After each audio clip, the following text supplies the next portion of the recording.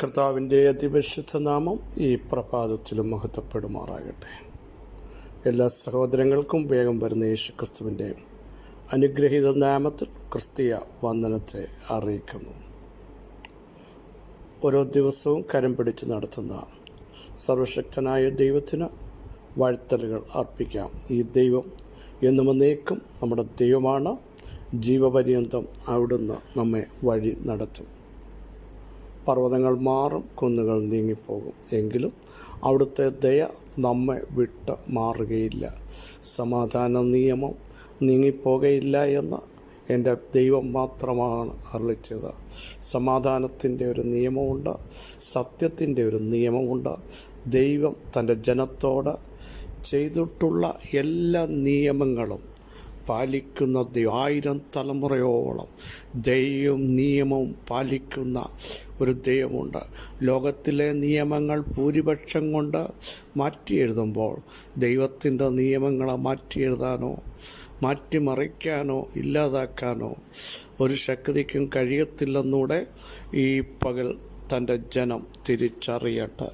അബ്രഹാമിനോട് ചെയ്ത നിയമം ദൈവം നിവർത്തിച്ചില്ലേ? ആകാശത്തിലെ നക്ഷത്രങ്ങളെ എണ്ണാമെങ്കിൽ എണ്ണിക്കോടാൻ പറഞ്ഞില്ലേ? കടലിലെ മണത്തരികളെ എണ്ണി നോക്കാൻ പറഞ്ഞില്ലേ? അത് അസംഖ്യമാണ്, എണ്ണിത്തിട്ടപ്പെടുത്താൻ ഒരു മനുഷ്യനും കഴിയാതിരിക്കുമ്പോൾ അബ്രഹാമേ, നിനക്ക് സന്തതിയില്ല. നീ പറയുന്നു ദമ്മേശെക്കുകാരനായ എലയാസർ മതി, അതിൽ ഞാൻ സംതൃപ്തി അടഞ്ഞോളാം എന്നൊക്കെ പറഞ്ഞിരിക്കുമ്പോഴാണ് ദൈവം പറഞ്ഞത്, നിന്നോട് വാക്കു പറഞ്ഞത് ദമ്മേശെക്കുകാരനായ എലയാസറിനെ കൊണ്ട് സംതൃപ്തി അടയാനല്ല. ആകാശത്തിലേക്ക് നോക്ക്, കടലിലെ മണൽത്തരികളെ നോക്ക്, അതുപോലെ അത് നോക്കൂ. സന്താനങ്ങളില്ലാതിരിക്കുമ്പോൾ വാഗ്ദത്തങ്ങൾ അടഞ്ഞുപോയി എന്ന് അകത്തളങ്ങളിൽ പിശാച് പറഞ്ഞപ്പോൾ ഇനിയൊന്ന് കാണാൻ ശരീരത്തിന് കഴിയില്ല എന്ന നിർജ്ജീവമായ അവസ്ഥകൾ ജീവിതത്തിൽ സംജാതമായപ്പോൾ, ആശയറ്റുപോയപ്പോൾ ദൈവം പറയുക, നീ മേലോട്ട് നോക്ക്, നിന്റെ കണ്ണു മേലോട്ടുയർത്തുകയും നക്ഷത്രങ്ങളെ സംഖ്യാക്രമത്തിൽ പുറപ്പെടുവിച്ചൊരു ദൈവമുണ്ടല്ലോ, അവൻ നിൻ്റെ ദൈവമാണ്. ഇന്ന് പകലിലും ഞാൻ വിളിച്ചു പറയുന്നു, സാധ്യതകൾ അടയുമ്പോഴും പ്രതീക്ഷകൾ നഷ്ടപ്പെടുമ്പോഴും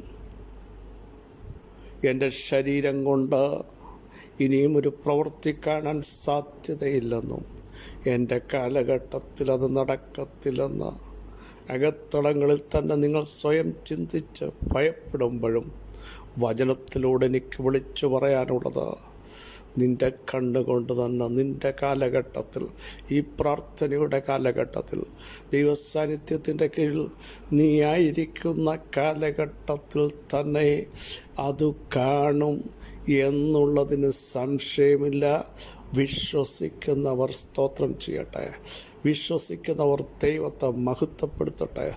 വിശ്വസിക്കുന്നവർ ദൈവത്തിൻ്റെ മഹത്വത്തിനു വേണ്ടി വെളിപ്പെട്ടു വരുന്ന അവിടുത്തെ പ്രവൃത്തിക്ക് വേണ്ടിയും കാത്തിരിക്കുന്ന പ്രത്യേക നിമിഷത്തിനു വേണ്ടിയും ഇന്നു പകലിലും ദൈവമേ അങ്ങ് ചെയ്യുമെന്ന് വിളിച്ചു പറഞ്ഞുകൊണ്ട് ദൈവത്തെ മഹത്വപ്പെടുത്താൻ തയ്യാറാകട്ടെ.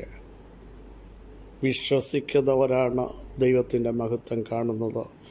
വിശ്വസിക്കുന്നവരാലാണ് അടയാളങ്ങൾ നടക്കുന്നത്. വിശ്വസിക്കുന്നവർ ഓടിപ്പോകയില്ല എന്ന് ദൈവത്തിൻ്റെ വചനം നമ്മളെ പഠിപ്പിക്കുന്നു. പലരും ഓടിപ്പോയപ്പോഴും തകർന്നു പോയപ്പോഴും വീണിട്ടെഴുന്നേൽക്കാതിരുന്നപ്പോഴും പ്രതിസന്ധികളില്ലാഞ്ഞിട്ടല്ല, പ്രശ്നങ്ങൾ വരാഞ്ഞിട്ടല്ല, അതിൻ്റെ നടുവിലും എഴുന്നേൽപ്പിച്ചൊരു ദൈവമില്ലേ? തളർന്നപ്പോഴും ഞാനാ നിന്നെ വിളിച്ചെന്ന് പറഞ്ഞ് സാന്ത്വനിപ്പിച്ച ഒരു ദൈവമില്ലേ? ധൈര്യം ചോർന്നു പോയപ്പോഴും ഭയപ്പെട്ട നിമിഷങ്ങളിലും ധൈര്യപ്പെടുവീൻ, ഭയപ്പെടണ്ട, ഞാനാകുന്നവൻ ഞാനാകുന്നു എന്ന് പറഞ്ഞ് നടത്തിക്കൊണ്ടുവന്ന ആ ദൈവത്തിൻ്റെ സ്വാന്തന ശബ്ദത്തിൻ്റെ ശക്തിയും അവിടുത്തെ കരത്തിൻ്റെ വല്ലഭത്വവും ഇന്നു പകലിലും തൻ്റെ ജനം ഒന്നുകൂടി തിരിച്ചറിയാൻ ഇടയാകട്ടെ എന്ന് ആത്മാർത്ഥമായി പ്രാർത്ഥിക്കുന്നു. യെശയ്യാപ്രവചനം 9-ാം അധ്യായം 8-ാമത് വാക്യം. കർത്താവ് യാക്കോബിൽ ഒരു വചനം അയച്ചു, അത് ഇസ്രായേലിന്മേൽ വീണ് ഇരിക്കുന്നു. ആ ഒരു ഭാഗം മാത്രം പറയാനാണ് എനിക്ക് എൻ്റെ ആത്മീയമായൊരർത്ഥം ദൈവം എനിക്ക് നൽകിയത് നിങ്ങളുമായി ഷെയർ ചെയ്യട്ടെ. കർത്താവ് അയക്കുന്ന വചനം, കർത്താവിൻ്റെ മനസ്സാകുന്ന വചനം, സ്ഥിരമായിട്ടുള്ള വചനം, ബന്ധനമില്ലാത്ത ദൈവത്തിൻ്റെ വചനം. ഒന്നുകൂടി പറഞ്ഞാൽ അയച്ച കാര്യം സാധിപ്പിക്കുന്ന വചനം. അയക്കുകയാണ് അതിവേഗം ഓടുന്ന വചനം, ഉരുക്കുന്ന ദൈവത്തിൻ്റെ വചനം, പാറയെ തകർക്കുന്ന ചുറ്റികയായ ദൈവത്തിൻ്റെ വചനം. ഇന്ന് പകൽ വിശ്വസിക്കുന്ന തൻ്റെ ജനത്തിനു വേണ്ടി കർത്താവ് വചനമയക്കാൻ പോകുകയാണ്. വിഷയമെത്തുമാകട്ടെ, ആഴത്തിലുള്ളതാകട്ടെ, പരിശുദ്ധാത്മ ശക്തിയോടെ ഞാൻ വിളിച്ചു പറയുന്നു, ആ വചനം ഇന്ന് പകൽ നിങ്ങൾക്ക് വേണ്ടി അയക്കാൻ പോകുക, നിങ്ങളുടെ ശരീരത്തിന് വേണ്ടി അയക്കാൻ പോകുക. നിങ്ങൾ ഭയപ്പെടുന്ന, ഭാരപ്പെടുന്ന നിങ്ങളുടെ തലമുറയുടെ വിഷയത്തിന് വേണ്ടി, നിങ്ങളുടെ ഔദ്യോഗിക മേഖലകൾക്ക് വേണ്ടി, അഭിഷക്തന്മാരെ, നിങ്ങളുടെ മിനിസ്ട്രിയിലേക്ക് ദൈവത്തിൻ്റെ വചനം നിങ്ങൾ സംസാരിക്കുമ്പോൾ നിങ്ങളുടെ നാവിലൂടെ ആ വചനത്തിൻ്റെ ശക്തി ഇന്ന് പകൽ അതിവേഗം പായാൻ പോകുകയാണ്. അത് ശക്തിയായി വെളിപ്പെടും, വചനത്തിൻ്റെ ശക്തിയോടെ.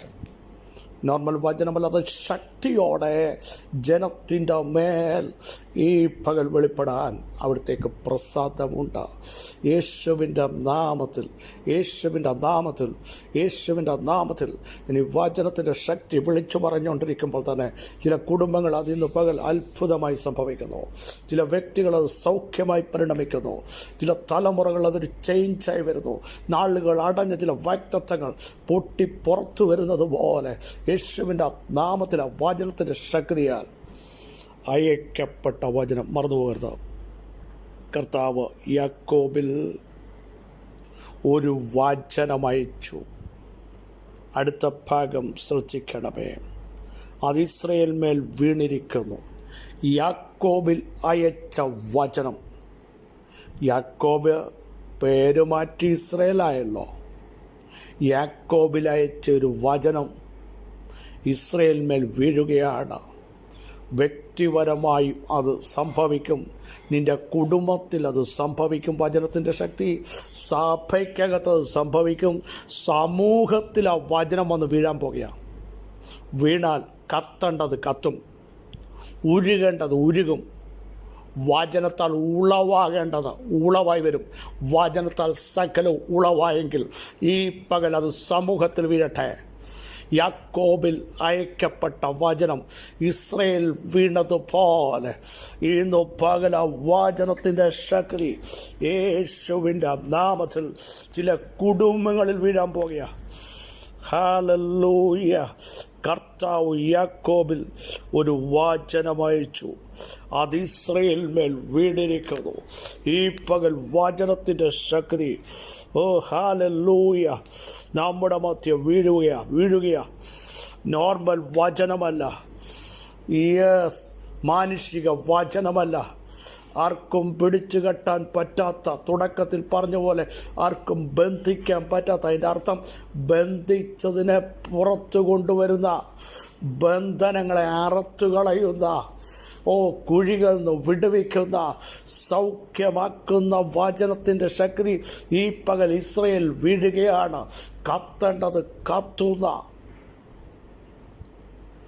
ദൂട്ടസിംഹാസനങ്ങളുടെ ശക്തികൾ അഴിഞ്ഞു മാറുന്ന, യേശു വചനത്താൽ ദുരാത്മാക്കളെ പുറത്താക്കിയെങ്കിൽ ദുരാത്മ മണ്ഡലങ്ങൾ ദേശത്ത് നിന്നോടുന്ന, നീ പാർക്കുന്ന ഇടത്ത് നിന്നോടുന്ന, നിന്റെ കുടുംബത്തിൻ്റെ ഇടത്ത് നിന്നോടുന്ന, നിന്നെ ഒതുക്കുന്ന മണ്ഡലങ്ങൾ കീഴടങ്ങുന്ന വചനത്തിൻ്റെ ശക്തി ഇന്ന് പകൽ നിങ്ങളുടെ ഏതൊക്കെ മേഖല, സഭകൾ വീഴണമോ, കുടുംബത്തിൽ വീഴണമോ, ഈ തലമുറകൾ വീഴണമോ, കർത്താവിനോട് കർത്താവേ ആ വചനം ഒന്ന് വീഴട്ടെ.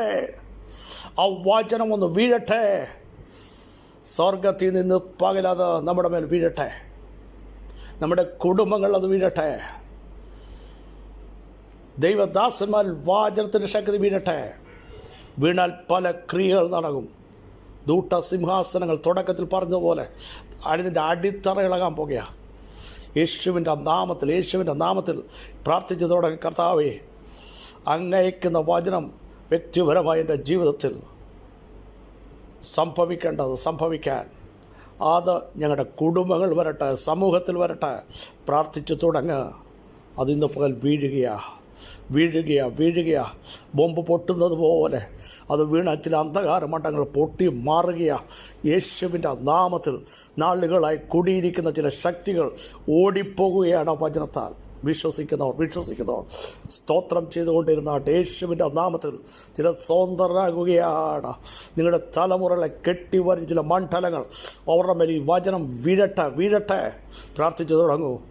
സ്വർഗത്തിൽ നിന്ന് ആ വചനം വീഴട്ടെ. സൗഖ്യമാക്കുമെന്ന് പറയുന്ന വചനം, വിടുവിക്കുമെന്ന് പറയുന്ന വചനം, രക്ഷിക്കുമെന്ന് പറയുന്ന വചനം, ഭയപ്പെടേണ്ട എന്ന് പറയുന്ന വചനം, ഞാനാകുന്നവൻ എന്ന് പറയുന്ന വചനം, ഞാൻ തന്നെ എന്ന് പറയുന്ന വചനം, ഞാൻ മരണത്തെ ജയിച്ചു എന്ന് പറയുന്ന വചനം, ഞാൻ നിന്നെ സൗഖ്യമാക്കിയിരിക്കുന്നു, നിന്റെ വേദനകളെ എടുത്തു മാറ്റി എന്ന് പറഞ്ഞ വചനം, ഞാൻ സൗഭാഗ്യത്തിലാക്കുമെന്ന് പറഞ്ഞ വചനം, ഞാൻ സമാധാനത്തിൽ നിന്നെ കാക്കുമെന്ന് പറഞ്ഞ വചനം, യേശുവിൻ്റെ നാമത്തിൽ ഈ പകൽ വീഴട്ടെ. കർത്താവേ, ഞങ്ങളുടെ വചനത്തിൻ്റെ ശക്തി ഞങ്ങളുടെ മേലൊന്ന് വീഴട്ടെ. ഞങ്ങളുടെ കുടുംബങ്ങളുടെ മേലൊന്ന് വീഴട്ടെ.